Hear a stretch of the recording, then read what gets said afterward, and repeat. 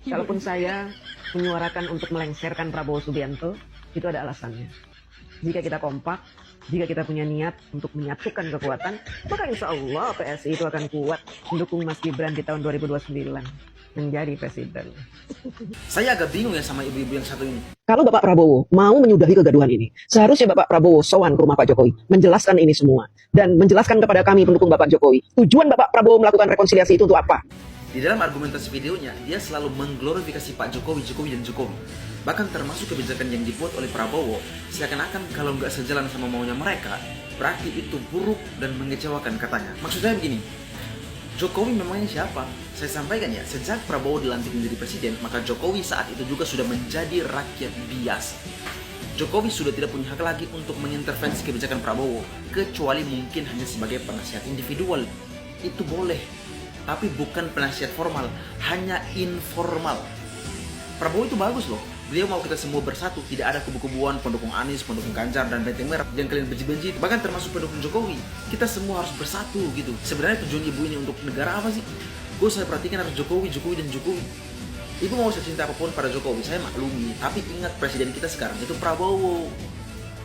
Ibu sendiri juga yang pilih kan? Terlepas alasannya karena Gibran atau bukan, ya tetap harus patuhi Prabowo karena itu pilihan ibu. Saya pendukung Pak Anies, tapi ketika Pak Prabowo yang terpilih dan menjadi presiden, kami legowo karena kami pendukung Pak Anies pakai ini, bukan ego. Ini demi negara, demi rakyat, atau demi jabatan sih? Coba saya tanya, tujuan kalian membela membabi buta itu apa? Persoalan amnesti dan abolisi untuk Hasto Kristianto dan Tom Lembong, saya mau katakan presiden kita, Jenderal Prabowo Subianto, adalah pengecut yang menjijikan. Tidak lebih dari itu. Dan saya juga mau mengatakan bahwa kau seorang pengecut yang menjijikkan. Sebelumnya saya sampaikan bahwa 2024 saya pendukung Bapak Anies Rashid Baswedan. Tapi pemilu sudah berlalu. Apapun itu, presiden kita saat ini adalah Bapak Prabowo Subianto. Sebagai rakyat, kita boleh kritis apabila langkah yang diambil oleh presiden, kebijakan yang diambil oleh presiden tidak tepat.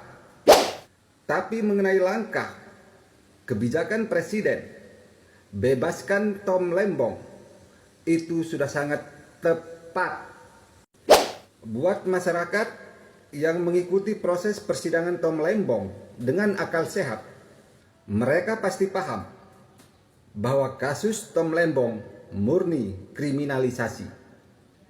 Itulah sebabnya presiden bebaskan Tom Lembong.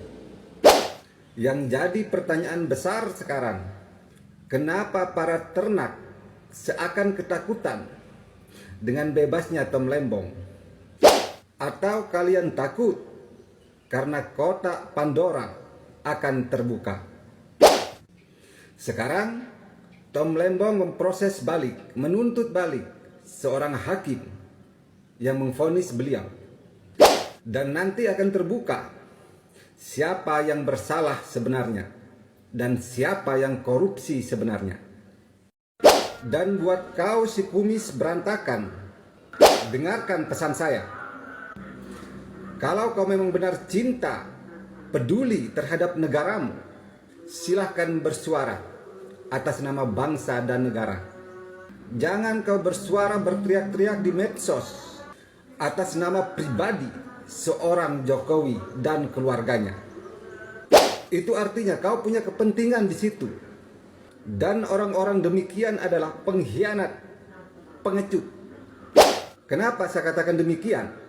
Karena Pak Prabowo menjabat belum cukup 1 tahun.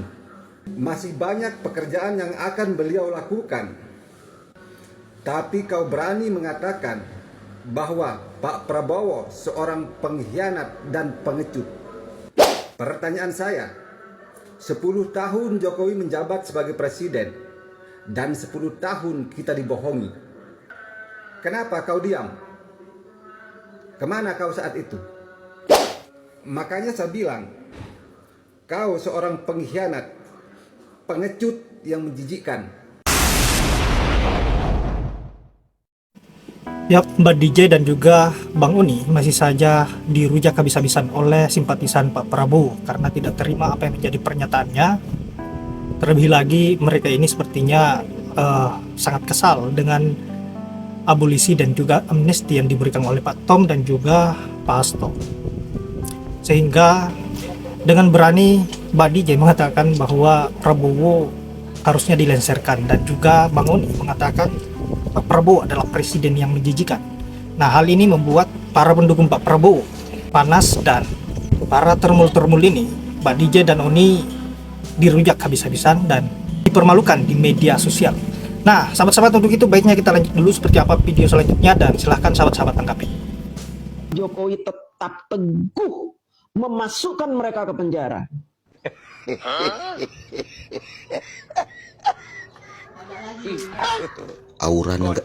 Aura neraka yang nampak kali di wajah ibu ini.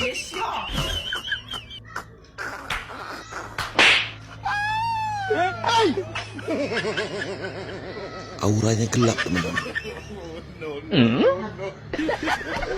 Ibu ini jangan dibiarkan berkeliaran di jalan.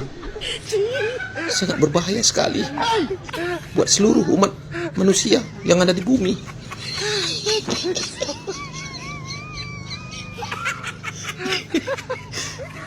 Ibu ini yang katanya mau melengsarkan Bapak Prabowo. Aura nerakanya, aura kerusakan yang sangat dahsyat sekali ini. Mama siapa ini? Ya Allah ya Rabbi, pening aku dah.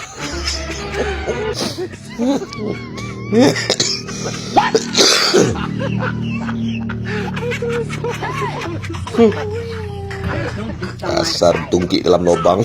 Oh no.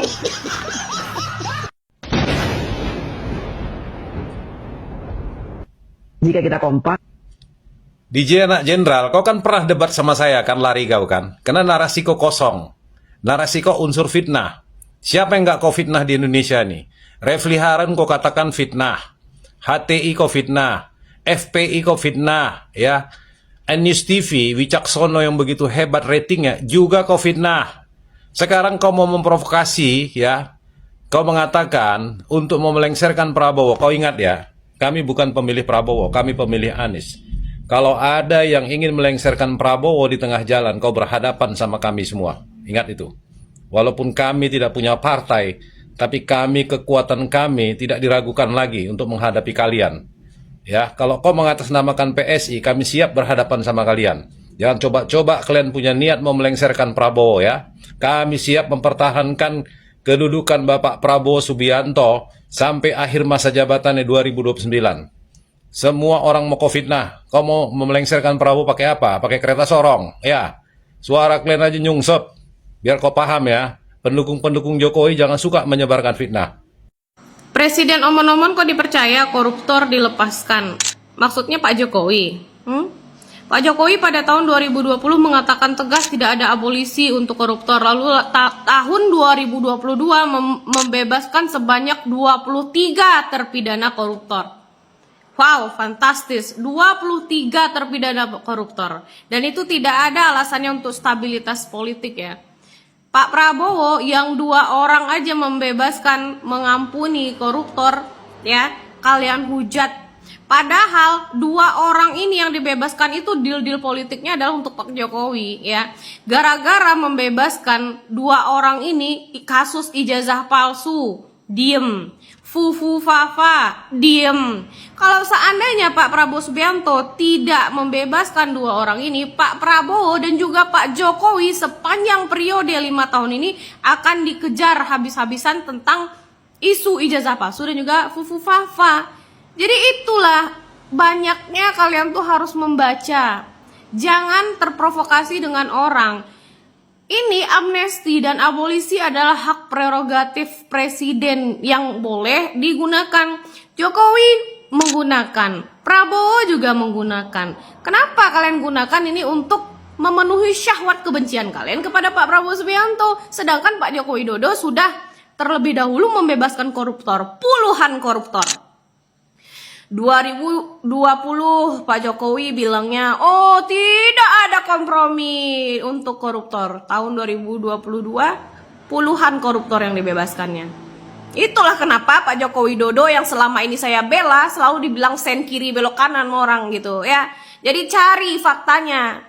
Ini yang dua orang ini benar-benar untuk menyelamatkan pemerintahan pada saat ini. Dan juga Pak Joko Widodo. Kalau tidak dibebaskan yang dua orang ini, barang tentang ijazah palsu dan fufu fafa itu bakal ngehantam pemerintahan terus. Paham gak sih?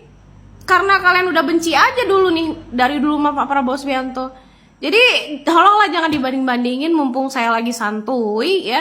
Nanti kalau saya udah bener-bener muak, nanti sakit jantung kalian gitu ya.